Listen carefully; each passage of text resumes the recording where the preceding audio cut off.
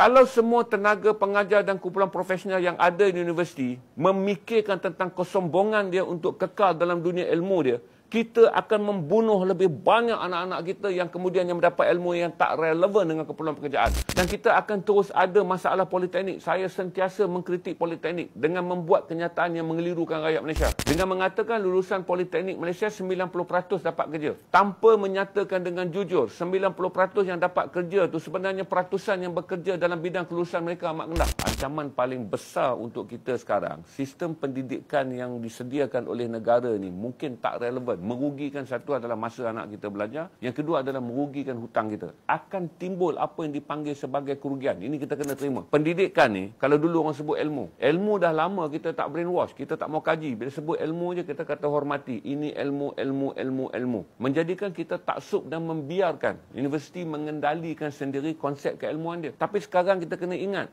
Universiti yang berada dalam budaya totok dan enggan menerima perubahan industri mungkin memangsakan anak kita dengan ilmu yang tak relevan dan kemudian menjadikan anak kita lulusan dalam bidang yang tidak diperlukan oleh industri dan seterusnya penghutang kepada PTPTN untuk tujuan ilmu yang tak relevan. Kita tak boleh lagi biar sistem yang ada sekarang. UPU pun kita kena analisis balik. Hantar kemudian data random baca. Orang yang mohon dalam bidang ni dihantar dalam bidang yang lain. Akhirnya ramai orang menyertai sesuatu bidang pendidikan. Bukan kerana keperluan. Kerana sistem tu. Dan sistem ni kita dah amalkan berpuluh tahun. Dan dalam berpuluh tahun, sejak 20 tahun lepas, sistem ni telah menghasilkan result yang salah. Di mana satu talent belajar bidang yang dia tak minat. Bila dia keluar, dia mengalami gangguan di mana kecenderungan dia bukan pada pendidikan yang dia belajar. Kemudian pendidikan yang diajar pula tak custom-made relevan dengan industri kerana universiti ada prinsip. Kami ajar teori je Cik Dana. Bahawa tanggungjawab universiti adalah menyediakan teori. Di bawah universiti sekarang, dia dipanggil sebagai shooting, pemuat permintaan industri. Buat apa pelajar kita berhutang dengan ilmu yang kemudian dia tak boleh pakai dalam bidang pekerjaan? Dan kemudian dia buat kerja dengan kemahiran yang tak ada sangkut paut dengan ilmu. Kemudian dia kena bayar hutang ilmu yang sebenarnya tidak relevan dengan perjalanan kerjaya dia. Dan semua perkara ni, kalau Malaysia tak bincangkannya secara kritis, kita tak bincangkannya secara tersusun dan berstruktur, kita akan alami lebih banyak siswa dah menganggur. Dan kita akan terus ada masalah politeknik. Saya sentiasa mengkritik politeknik dengan membuat kenyataan yang mengelirukan rakyat Malaysia. Dengan mengatakan lulusan politeknik Malaysia 90% dapat kerja. Tanpa menyatakan dengan jujur, 90% yang dapat kerja tu sebenarnya peratusan yang bekerja dalam bidang kelulusan mereka amat rendah. Yang lain tu tak boleh. Dia pergi kerja. Kalaulah dia keluar dengan kelulusan dia sebagai kewangan, lepas tu macam saya kata pergi buat survey tu, mereka bekerja sebagai buat aiskrim, Baskin Robbins. Mereka bekerja sebagai driver food Grab.